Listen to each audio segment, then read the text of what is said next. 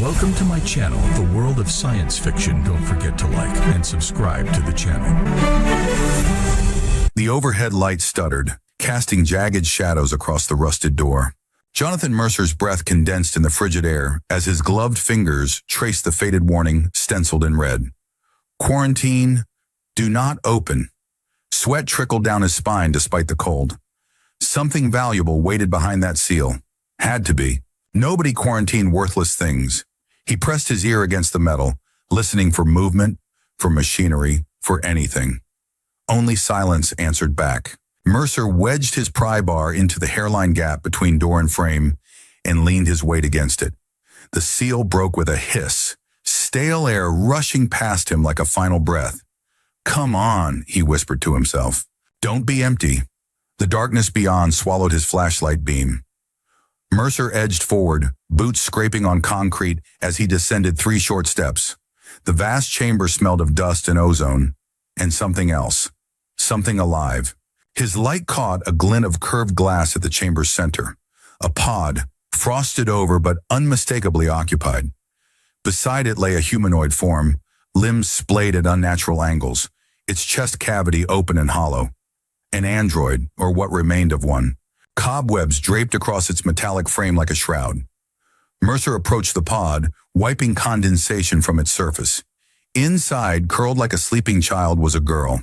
Not human. Her skin was a soft blue, almost luminescent in the harsh light. She couldn't have been more than 12, wearing a simple gray shift. Peaceful, perfect, valuable. "What the hell were you doing in here, little one?" Mercer whispered, his voice unnaturally loud in the silent chamber. As if in response, the pod's display panel flickered weakly. Green text scrolled across the black screen. Power off. Critical. Then nothing. Mercer cursed under his breath.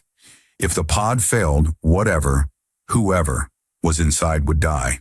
And there went his payday. He reached for his toolkit, then froze. A sound echoed from the corridor outside. Metal striking metal. Rhythmic. Deliberate. Heavy metal footsteps, drawing closer. Mercer doused his light and pressed himself against the wall beside the door. His hand went to the blaster at his hip, useless as it might be against whatever was coming. The footsteps halted just outside. Then silence. He held his breath, counting heartbeats. 1, 2, 3. The girl gasped. Mercer's head snapped around to see the pod's seal breaking, a thin line of frost-laden air escaping as the cover slid open. The girl's eyes fluttered, then opened wide, brilliant gold with vertical pupils that contracted in the beam of his flashlight. She sat up, movements jerky and uncoordinated, then locked eyes with him. "Don't move," Mercer whispered. "Someone's coming." She ignored him, scrambling out of the pod on unsteady legs, her attention fixed on the dismantled android. "No," she gasped, her voice raspy from disuse. "No, no, no." She dropped to her knees beside the broken form, hands hovering over the empty chest cavity. Mercer edged forward. "We need to go. Now." "Don't touch him." The girl's hand shot out, grabbing Mercer's wrist as he reached for the android's head unit. Her grip was surprisingly strong. "He's dead junk. You're not." "He's my brother." Mercer glanced toward the door. The footsteps had moved past, continuing down the corridor. For now, he pulled his toolkit from his pack and laid it open on the floor between them. Tools gleamed in the dim light, drivers, pliers, welding gear. He stepped back, hands raised. "Your call now," he said, "but we don't have much time." The girl hesitated, then grabbed a diagnostic probe. Her thin fingers moved with surprising precision, connecting it to ports hidden beneath the android's plating. A faint red light blinked on his chest. "Can you fix him?" she asked, not looking up. "Maybe. Depends what's broken." Mercer knelt beside her. "Mind if I look?" She glanced at him, not as an enemy now, but maybe as an ally, then nodded once. Mercer examined the android, whistling softly. High-end components, custom design. This wasn't standard military or industrial issue. This was art. "Someone tore out his core processor," Mercer said, "and his power module."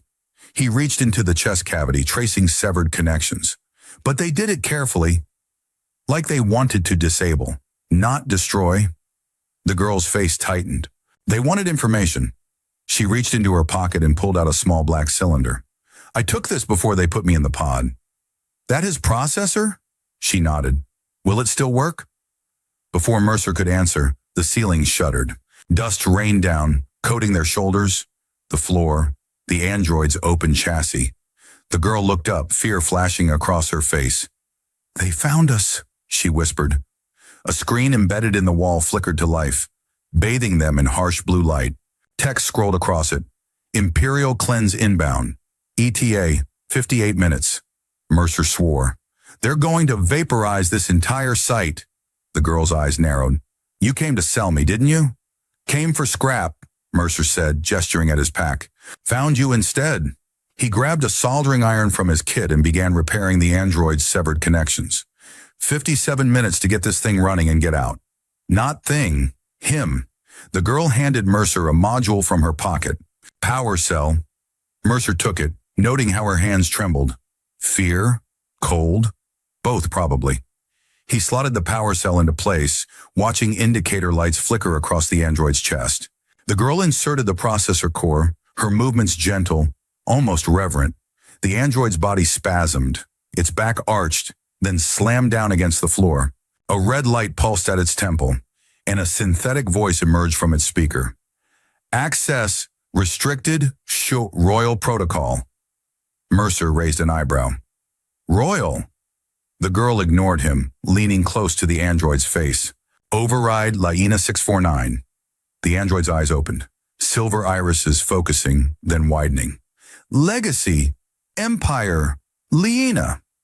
Mercer sat back on his heels. Who are you? He asked, looking at the girl. She bit her lip, saying nothing. The android attempted to sit up, mechanical joints whirring. Mercer helped to steady it, surprised by its lightness. For something that looked so human, it weighed almost nothing. Don't care who you are, Mercer said after a moment. You're crying. That makes you a kid. He wiped a tear from her blue cheek with his thumb. And kids shouldn't be locked in vaults. Outside, the distant rumble of engines cut through the silence. Dropships inbound. Mercer helped the android to its feet, then checked his watch. 52 minutes. Can he walk? Mercer asked. The girl nodded. Auric, run diagnostics. The android, Auric, blinked, then straightened. Mobility at 68%. Cognitive functions at 43%. Memory access fragmented. Good enough, Mercer said. We need to move. The girl clutched Auric's hand. Where? There's nowhere to go. Mercer gestured toward the corridor. My ship's docked 2 levels up. If we can reach it. A thunderous crash cut him off. The chamber door slammed open and armored figures poured through. Weapons trained on them. Imperial troops. Their glossy black armor reflecting Mercer's flashlight in sharp fragments. He stepped in front of the girl and Auric, hands raised. Stand down, ordered the lead soldier, voice distorted through his helmet. We're not armed, Mercer said, though the blaster at his hip said otherwise. We're leaving. Turn over the subject. She's not a subject. Mercer lowered his hands, one finding the crowbar at his belt. She's a kid. The soldiers advanced. Behind them, the corridor filled with a soft golden light. The troops parted, creating a path for a tall figure draped in shimmering fabric. The Empress, it could be no one else, entered the chamber, her face hidden behind an ornate mask. At her appearance, the girl gasped. Mother, she whispered, then broke from behind Mercer and ran toward the Empress. Mother, he saved me. Everyone froze. The Empress knelt, reaching out to touch the girl's face with a gloved hand. Then she stood, looking past the girl to Mercer. Their eyes locked through the slits in her mask. This man assisted you? The Empress asked, her voice surprisingly gentle. The girl nodded. He's fixing Auric. He didn't know who I was. The Empress stepped forward, her movements fluid and graceful. Mercer held his ground, though every instinct screamed at him to run. Up close, he could see her eyes behind the mask, the same golden color as the girl's. You found my daughter in a quarantine vault, she said, and your first instinct was to help her? Mercer glanced at the girl, who had returned to Auric's side. She smiled, the first real smile he'd seen from her, standing there beside the broken android, her hand resting on its shoulder. In that moment, she looked like any child relieved to be safe, to be found. Your Majesty, Mercer said, surprised at the steadiness in his voice. I found a kid locked in a pod, crying over her broken friend. Helping seemed like the only decent option. The Empress raised her hand. The guards tensed, weapons shifting. Mercer laid a hand on the girl's shoulder and whispered, Don't cry. I'll fix your android. Promise. The Empress tilted her head, studying him. Then she nodded slightly to her guard and whispered something. The guard stiffened, then gestured to two others who stepped forward. That one, the Empress said, pointing not at the girl but at Mercer. The guard seized his arms. Mercer didn't struggle. The girl's face crumpled in confusion. Mother, what are you doing? He helped us. Precisely, the Empress said, and we must repay his kindness. She turned to Mercer. My daughter was hidden here by traitors who sought to use her against me. They dismantled her guardian to extract information. Tell me, Scavenger, what would you have done had you known who she was? Mercer met her gaze. Same thing. Kid needed help. A noble sentiment. The Empress removed her mask, revealing a face that mirrored her daughter's. Blue skin, high cheekbones, those piercing golden eyes. And now I face a choice. The law demands execution for any outsider who interacts with the royal family without authorization. Yet my daughter says you saved her. The girl stepped forward. Mother, please. The Empress raised a hand, silencing her. You will return to the palace with Auric. Your father has been beside himself with worry. And him, the girl asked, pointing at Mercer. The Empress replaced her mask. He comes with us. Mercer felt the guard's grips tighten. To be executed? To be evaluated, she replied. The Empire always has use for those with compassionate instincts. The chamber shuddered again. The countdown on the wall screen read 43 minutes. The Empress gestured toward the exit, and the guards began moving, pulling Mercer with them.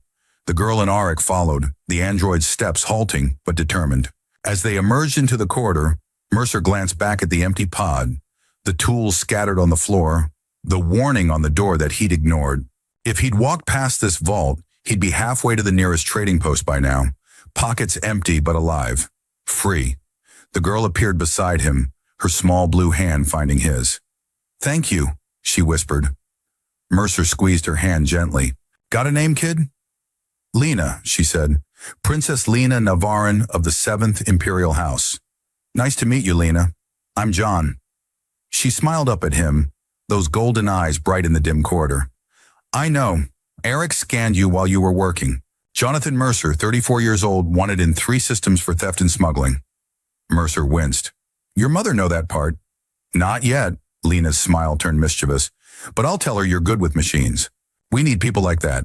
Ahead, the corridor opened into a vast hangar. Imperial dropships waited, engines humming. The Empress stood at the ramp of the largest, her golden robes billowing in the engine wash. She watched as they approached, her masked face unreadable. Come, she called to her daughter. It's time to go home. Lena released Mercer's hand and ran to her mother, the android following more slowly. The guards pushed Mercer toward a smaller shuttle, its interior dim and Spartan. Prison transport, most likely. Wait, Lena called, breaking away from her mother. She ran back to Mercer, her face serious. You promised to fix Auric. Completely, Mercer nodded. I keep my promises, kid. Good.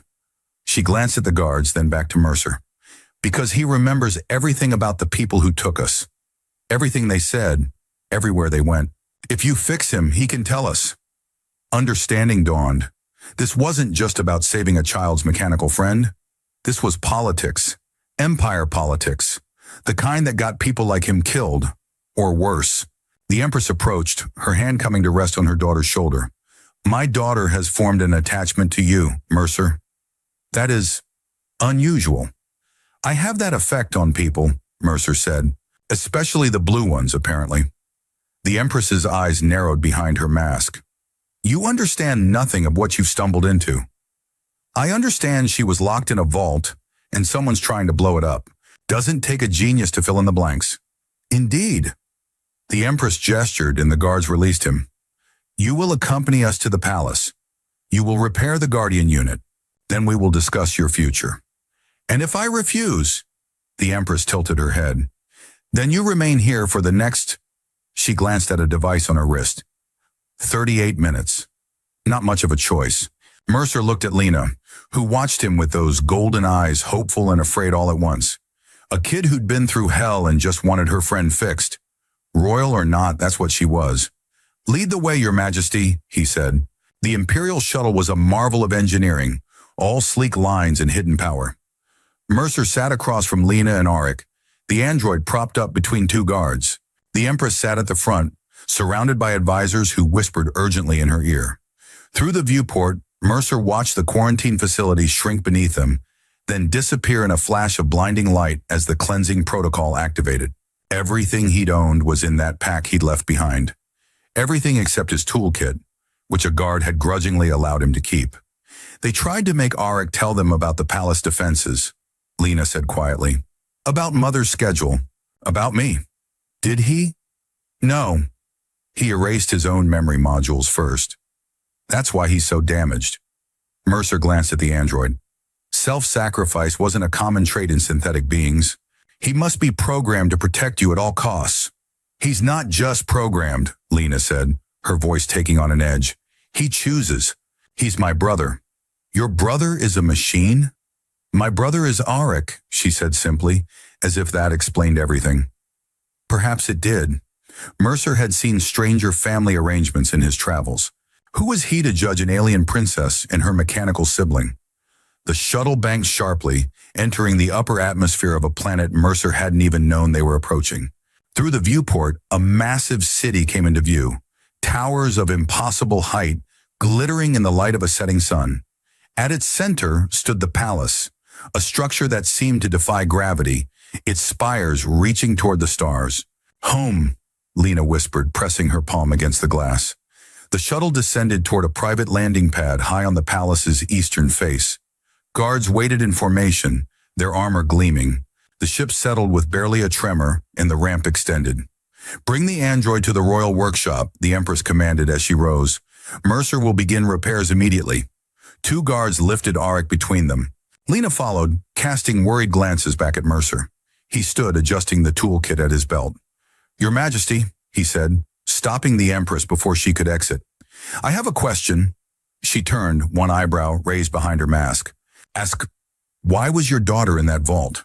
The Empress was silent for a long moment. Then, "Not all believe as I do that peace with your kind is possible. Some would use any means to prevent it, even my own child." With that, she swept from the shuttle, leaving Mercer to puzzle over her words. Your kind. Humans. This wasn't just politics. It was species politics. Even worse. The royal workshop put Mercer's entire ship to shame. Tools he'd only heard about, materials worth more than anything he'd ever stolen, all arranged with meticulous precision. Auric lay on a diagnostic table in the center, still and silent. Lena sat beside him, her small blue hand resting on his chest plate. "Can you fix him?" she asked as Mercer approached. "I can try."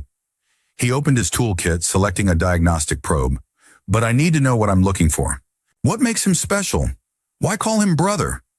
Lena hesitated, glancing toward the guard stationed at the door. "He was made from the same template as me," she whispered. "His mind works like mine. Feels like mine." "You're synthetic too?" She shook her head. "I'm flesh. He's metal. But inside," she tapped her temple, "we're the same." Interesting. Mercer had heard rumors of consciousness mapping technology, but never anything concrete. If the Empire had perfected it, that explained their technological edge. It might also explain why someone had tried to extract information from the android, and why they'd locked Lena away when that failed. "All right," Mercer said, connecting the probe to Auric's central processor. "Let's see what we're working with." Hours passed as Mercer worked, replacing damaged components, rewiring connections, restoring corrupted memory blocks. Lena remained at his side, handing him tools, answering questions about Auric's systems.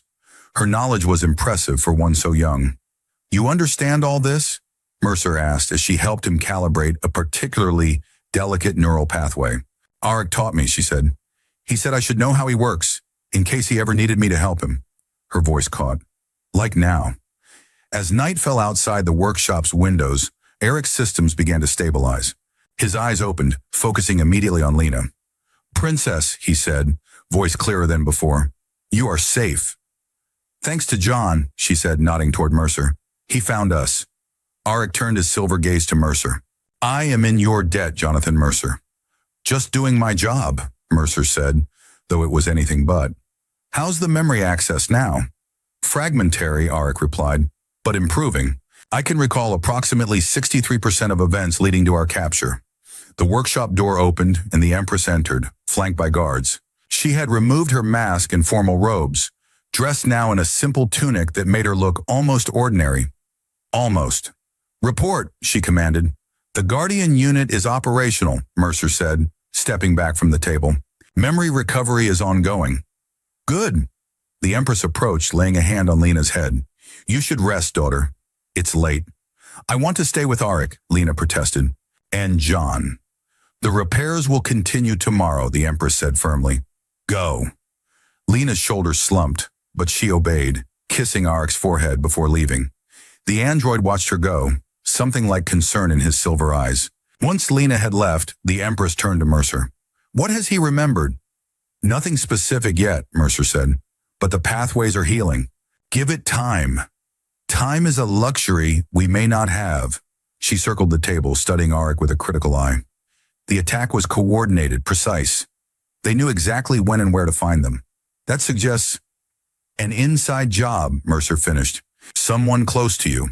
The Empress's golden eyes narrowed. You are perceptive for a scavenger. You don't survive long in my line of work without paying attention. Mercer disconnected his diagnostic tools, packing them away. Why tell me this? Why trust me at all? I don't, she said simply. But my daughter does, and Auric's diagnostics indicate genuine repair, not sabotage. For now, that's enough. For now. Indeed. The Empress gestured to a guard. Escort Mercer to guest quarters. He will continue his work tomorrow. Guest quarters, not a cell. Interesting. Mercer followed the guard through the palace corridors, mapping the route in his mind out of habit. Not that escape was an option. The palace was a fortress, and the planet itself was likely crawling with Imperial forces. He was stuck here until the Empress decided otherwise. His guest quarters were opulent beyond anything he'd ever experienced. A spacious room with a real bed, windows overlooking the city, even a private refresher with actual water. Luxury or an elaborate cage? Both probably. Mercer sat on the edge of the bed, running a hand through his hair. 24 hours ago, he'd been preparing to breach a quarantine facility for scrap. Now he was in an imperial palace, repairing a royal android and apparently caught in the middle of a coup attempt.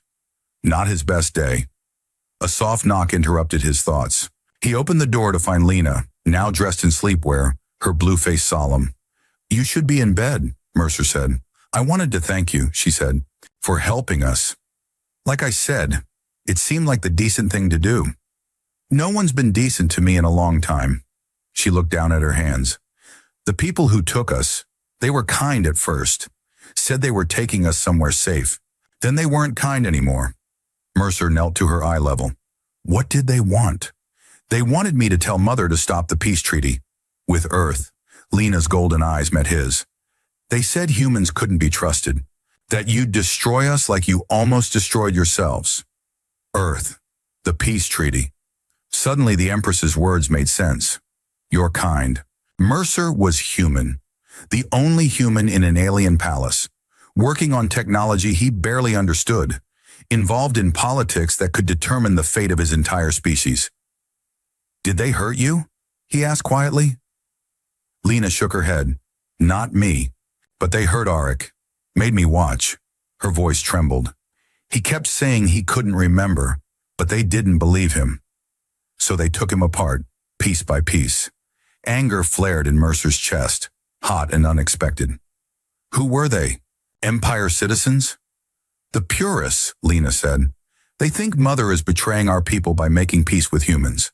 That's why they took me, to force her to stop the negotiations. But she didn't. She couldn't find us, Lena said simply. No one could. Until you, a coincidence that felt less coincidental by the minute. Mercer had chosen that facility randomly, following rumors of abandoned tech. What were the odds he'd find the missing Imperial princess? Lena, he said carefully, how did you end up in that vault? I don't know. I was asleep. She frowned. The last thing I remember, we were in a transport. Auric was broken. A woman was talking. She said they had to hide us until after the treaty signing, that we were too valuable to kill, but too dangerous to keep. Lena's eyes widened. The treaty? Is it? I don't know, Mercer admitted. I've been off-grid for months. When is it supposed to be signed? Tomorrow, came a voice from the doorway. The Empress stood there, her face tight with anger.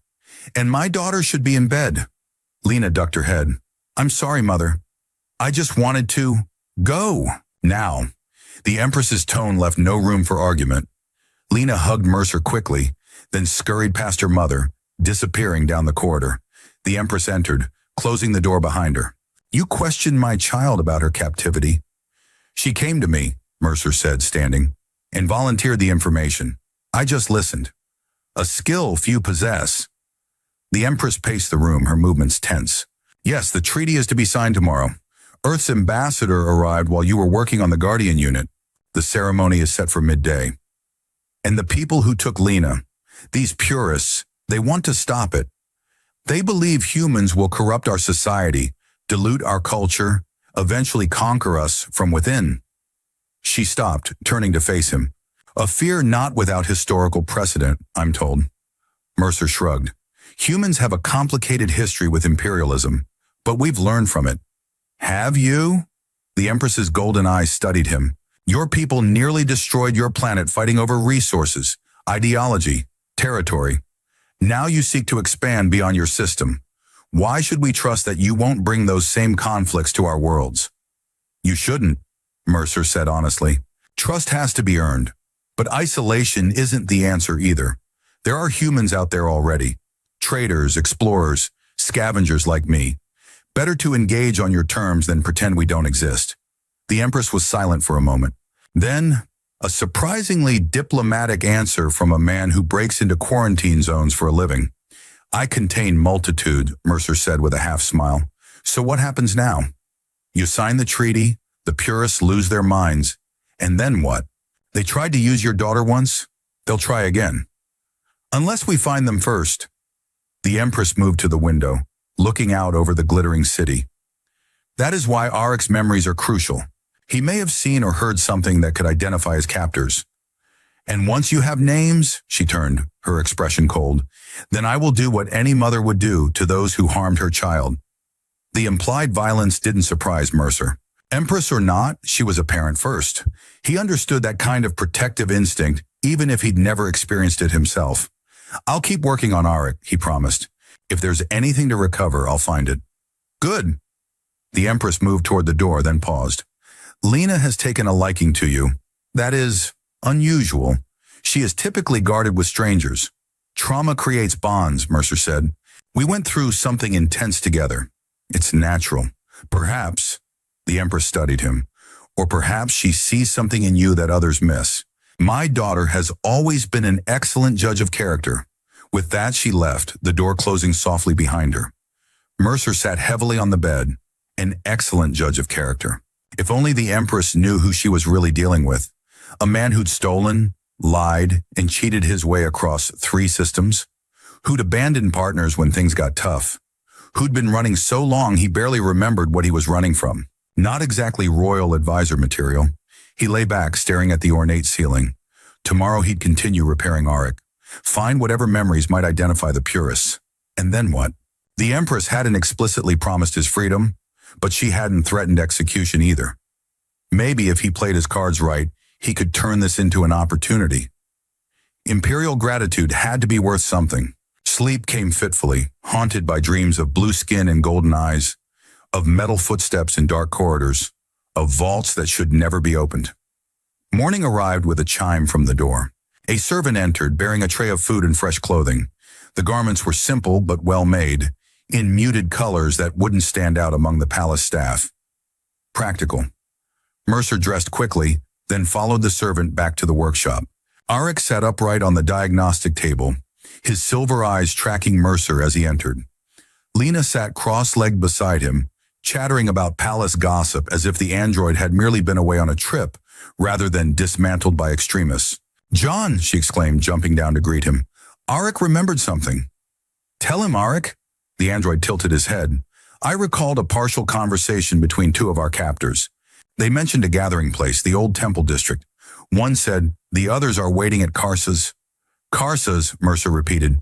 That mean anything to you? It's a restaurant, Lena said, in the old city. Father took me there once for my naming day. Mercer raised an eyebrow. You remember that but didn't think to mention it to your mother? She didn't ask, Lena said with a child's simple logic. You did. Fair enough. Mercer turned his attention to Auric, running a diagnostic scan. The android systems were stabilizing nicely, but memory recovery remained fragmented. Whatever the purists had done to him, they'd been thorough. Any physical descriptions? Mercer asked. Voices you recognized? One voice was familiar, Auric said slowly. Female. Authoritative. She referred to the treaty as an abomination. That narrows it down to about half the court, Lena muttered. Lots of people don't like Mother's policies. The door opened and a palace guard entered. The Empress requests your presence in the Grand Hall, Princess. The ambassador has arrived. Lena's face fell. But Auric, the human will continue repairs, the guard said, his tone softening slightly. Your mother insists. Lena looked to Mercer, who nodded encouragingly. Go. I've got this. She sighed dramatically, every inch the put-upon princess, but allowed the guard to escort her out. Once they were gone, Mercer turned back to Auric. All right, let's really talk. What aren't you saying in front of her? Eric's silver eyes shifted. I am programmed to protect the princess, physically and emotionally. Meaning you remember more than you're telling her? Correct. Eric's voice lowered. The woman who oversaw our captivity, I recognized her. Counselor Thela, the Empress's chief advisor on interspecies relations. Mercer whistled softly. That's high up. You sure? I am designed to recognize and remember faces and voices with 99.8% accuracy, Auric said. It was Counselor Thela. The Empress's advisor is working with the purists. Mercer ran a hand through his hair. That's not good. There is more, Auric continued. They spoke of the treaty signing as an opportunity. They have planned something for the ceremony itself. An attack? The details are corrupted, Auric said, frustration evident in his voice. But they mentioned making an example of the human delegation. Great. An assassination plot, a traitorous royal advisor, and a peace treaty hanging in the balance. And somehow Mercer was in the middle of it all. He needed to warn the Empress. But would she believe him? An off-world scavenger accusing her trusted advisor of treason, based on the fragmented memories of a damaged android? We need proof, Mercer said. Something concrete. The princess mentioned Karsa's restaurant, Auric suggested. If the purists gather there... I can't exactly walk out of the palace to go investigating, Mercer pointed out. And you're in no shape for field work. Auric considered this, then reached up to his temple. A small panel opened, revealing a data port. Connect your diagnostic tool. I can transfer what memories I have recovered. Perhaps there is something I've missed. Mercer hesitated. You sure? Those are your private memories. They are evidence, Auric said simply, and you have already proven yourself an ally. Princess Lena trusts you. That is sufficient. Mercer connected his diagnostic tool to Eric's port. Data streamed across the small screen. Fragments of memory, disjointed images, corrupted audio files. Most were too damaged to be useful, but a few stood out. A woman in formal robes speaking urgently into a communicator, a warehouse filled with weapons, a tactical display showing the palace's grand hall with entry points marked in red. They're planning something today, Mercer said, disconnecting the tool, during the signing ceremony. The probability is high, Auric agreed. Counselor Thela has access to the security protocols. She could bypass them. Mercer paced the workshop, mind racing. He needed to get this information to the Empress, but rushing in with accusations against her advisor would likely end with him in a cell, or worse. He needed something concrete, something undeniable. Your memory files, he said suddenly, can they be authenticated? Proven real, not fabricated? Yes, Auric replied. My systems include verification protocols that timestamp and authenticate all sensory input. The data is encrypted in a way that would be evident if tampered with. Good. Mercer grabbed his toolkit. I need to get to the Grand Hall. How long until the ceremony? Arik checked his internal chronometer. 2 hours, 17 minutes. Not much time. Mercer helped Arik to his feet, testing the android's stability. Can you walk? With difficulty, Arik admitted. My motor functions are still recalibrating. Then I'll have to go alone. Mercer headed for the door, then paused. Where's the Grand Hall from here? Arik projected a holographic map from his palm, a simplified layout of the palace, with a route marked in blue. This service corridor will be least monitored, he said, but you will need authorization to enter the hall itself. Mercer grinned. Authorization isn't really my style. The palace corridors were a maze of opulence and security, but Arik's route proved reliable. Mercer moved with purpose, the borrowed clothes lending him an air of belonging. Servants and minor officials passed him without a second glance. Just another human in a palace suddenly full of them, thanks to the Earth delegation. As he neared the Grand Hall, security tightened. Guards checked credentials at every junction, their weapons prominently displayed. Mercer ducked into an alcove, reassessing. No way through without identification. He needed another approach. A service door caught his eye. Maintenance access, likely for the hall's environmental systems. Those would need monitoring during a major event. Mercer approached casually, waited for a guard to turn away, then slipped through the door. The maintenance tunnel was cramped and dimly lit, snaking behind the walls of the Grand Hall. Through ventilation grates, Mercer caught glimpses of the preparations below. Officials arranging themselves according to rank, security personnel scanning the perimeter, servants making final adjustments to the elaborate decor. At the hall's center stood a raised platform with a simple table bearing a document case. The treaty, presumably. Mercer continued along the tunnel until he found what he was looking for, a junction box controlling the hall's security sensors. He connected his diagnostic tool, bypassing the access protocols with techniques he'd learned, breaking into far less sophisticated facilities. The security feed appeared on his screen, showing multiple angles of the hall. There, at the eastern entrance, Counselor Thela was directing the placement of ceremonial guards. Her expression serene, but her movements tense. Nothing overtly suspicious, but knowing what Arik had shared, Mercer watched her with newfound wariness. She checked her timepiece, then spoke briefly to one of the guards before exiting the hall. Mercer switched camera views, following her progress through the palace corridors. She moved with purpose toward the private chambers reserved for the Earth delegation. Outside their door, she paused, speaking to the guards. They nodded and stepped aside, allowing her entry. That couldn't be good. Mercer disconnected from the security feed and backtracked through the maintenance tunnel, emerging near the diplomatic wing. He needed to see what Thela was doing with the Earth representatives. The diplomatic wing bustled with activity, aides rushing to make final preparations, security personnel establishing perimeters, translators reviewing protocols. Mercer blended in, moving purposefully toward the Earth delegation's chambers. Outside their door stood 2 Imperial guards, their expressions impassive. Mercer approached, mind racing for a plausible reason to enter. Before he could speak, the door opened and Counselor Thela emerged, her face composed. She nodded to the guards, then turned, and froze as she saw Mercer. You, she said, her golden eyes narrowing, the human who repaired the Guardian unit. What are you doing here? Mercer bowed slightly, buying time. The Empress sent me to check on the Earth delegation's comfort, Counselor. Is everything satisfactory? Thela's expression shifted to one of practiced diplomacy. Quite. The ambassador is preparing his remarks for the ceremony. She studied Mercer more closely. Strange. The Empress did not mention sending you.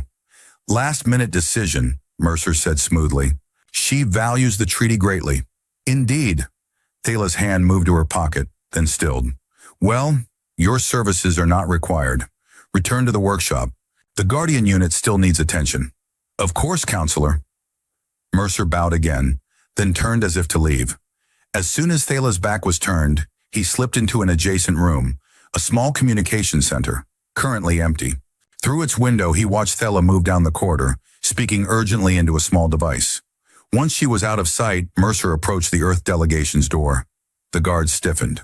The Empress requests confirmation that the ambassador received Counselor Thela's message, Mercer said with authority. The guards exchanged glances. We have orders not to disturb them before the ceremony, one said. The Empress's request supersedes prior orders, Mercer countered. Or would you prefer I inform her of your refusal? The threat worked. One guard opened the door, allowing Mercer to step inside. The chamber beyond was luxurious, a sitting room with plush furnishings adorned with artwork from both Earth and the Empire. At its center stood a human man in formal diplomatic attire, his back to the door as he reviewed a document. "Ambassador," Mercer said, closing the door behind him. "We have a problem." The man turned, revealing a face Mercer recognized from news broadcasts years ago. Ambassador Chen, Earth's most experienced diplomat. His eyebrows rose. "You're not Imperial staff." "No, sir. My name is Jonathan Mercer. I found Princess Lena in a quarantine vault yesterday." Chen's expression sharpened. "The missing princess? That was you." "Yes, and I've been working on her guardian android. He's recovered memories implicating Counselor Thela in the princess's abduction and in a plot against the Earth delegation. Today, during the ceremony." Chen's hand moved to a device on his belt, a communicator, probably to his security team. "That's a serious accusation. What evidence do you have?" "The android's memory files. They're authenticated, time-stamped." Mercer approached, keeping his hands visible.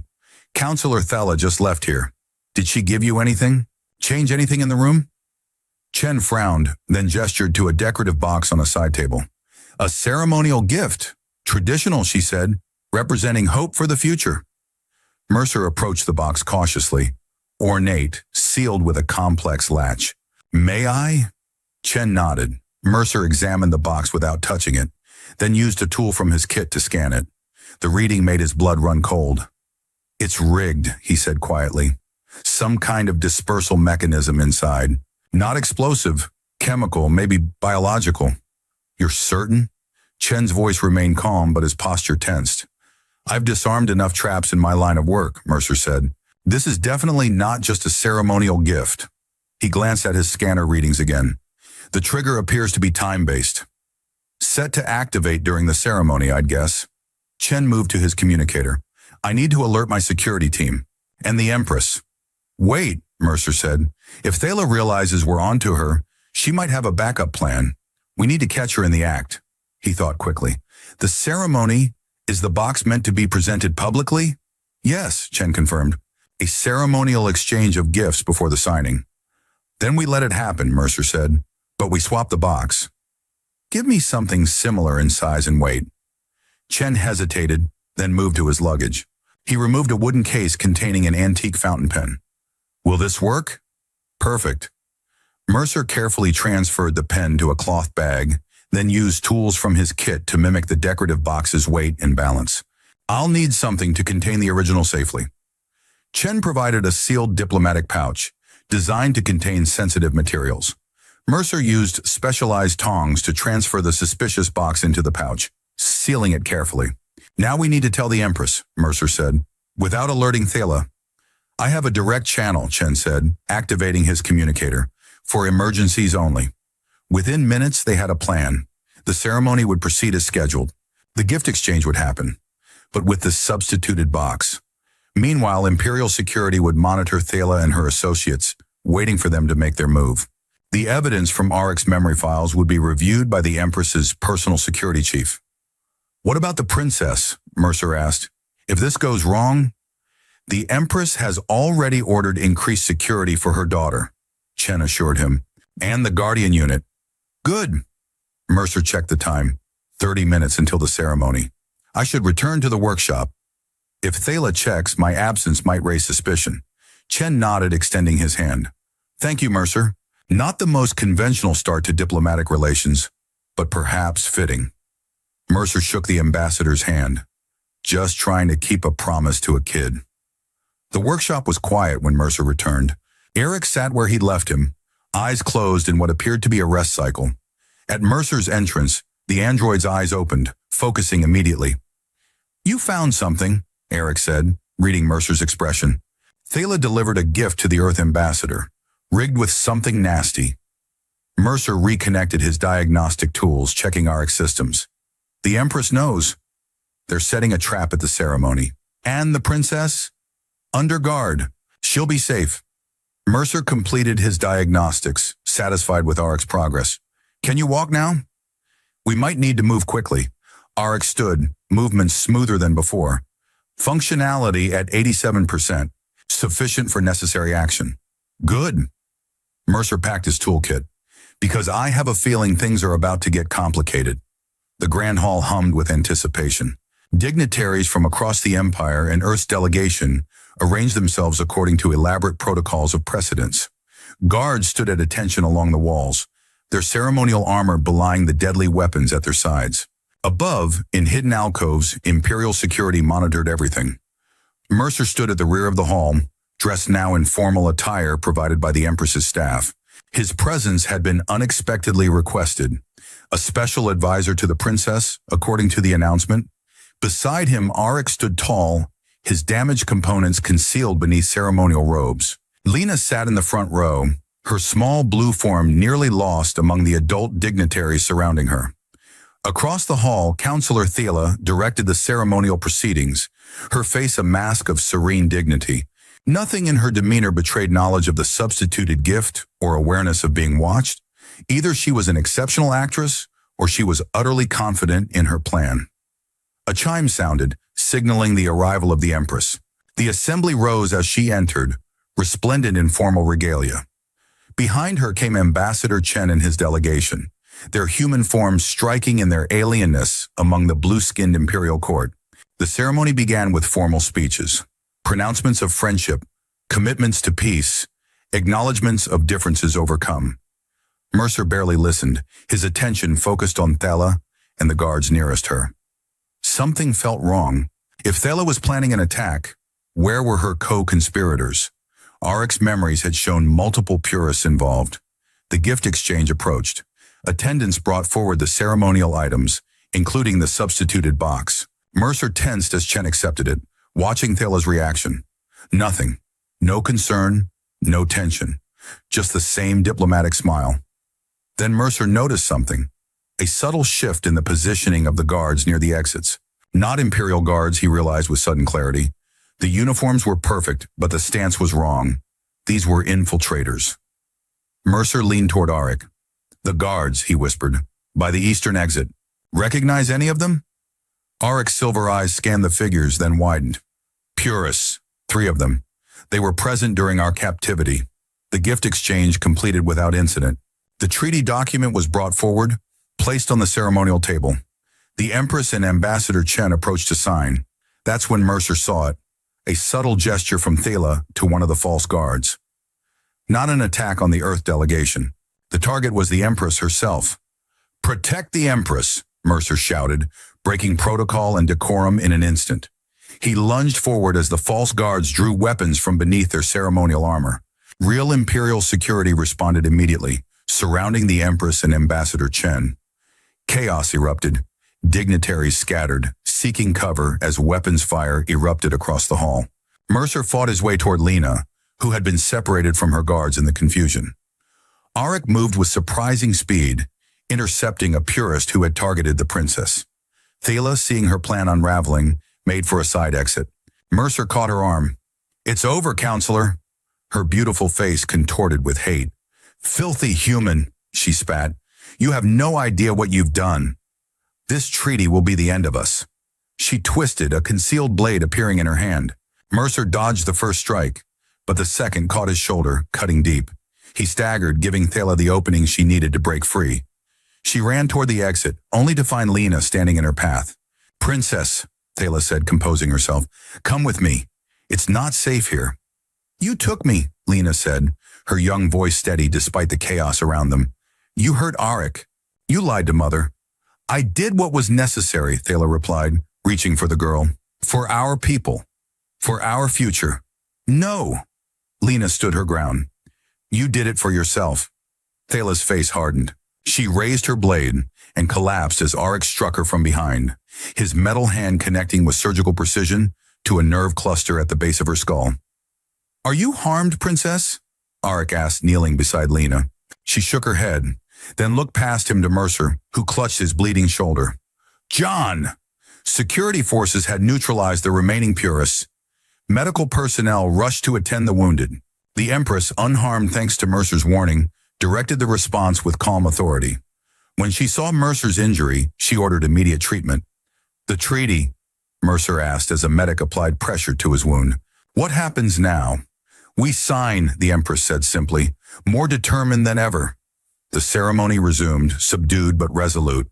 The Empress and Ambassador Chen signed the treaty before the assembled witnesses, a compact between their peoples, a promise of cooperation rather than conflict. As they shook hands, applause broke out, tentative at first, then swelling to fill the grand hall. Lena appeared at Mercer's side as the medic finished bandaging his shoulder. "You're bleeding," she said accusingly. "Just a scratch," he assured her. "Your friend Thela has sharp toys." "She's not my friend," Lena said firmly. "She wanted to hurt people, to stop the peace." "Some people fear change," Mercer said. "Fear makes them do terrible things." "Were you afraid?" Lena asked. "When you found us in the vault?" Mercer considered the question. "Yes," he admitted. "But being afraid doesn't mean you can't do the right thing anyway." The Empress approached, her formal mask set aside in the aftermath of the attack. "It seems we owe you another debt, Jonathan Mercer."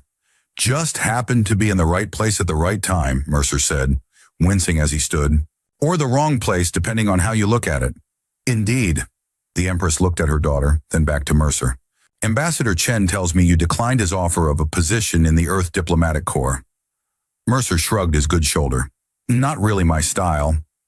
"What is your style, then?" the Empress asked. "Scavenging? Wandering? Always running?" "I haven't decided yet," Mercer admitted. "Been busy lately." The Empress smiled, a rare, genuine expression that transformed her regal features. "Then perhaps I can offer a suggestion. The palace could use someone with your particular skills, someone who understands both human and imperial perspectives. Someone my daughter trusts." Mercer glanced at Lena, who watched him with hopeful golden eyes, at Arik, who had moved to stand protectively beside the princess, at the grand hall, where humans and Imperials mingled cautiously but with growing ease. "What exactly did you have in mind?" Mercer asked. "A bridge," the Empress said, "between worlds that have been separate for too long, starting with repairing what the purists sought to destroy." She gestured to Arik. "You've proven yourself skilled at that.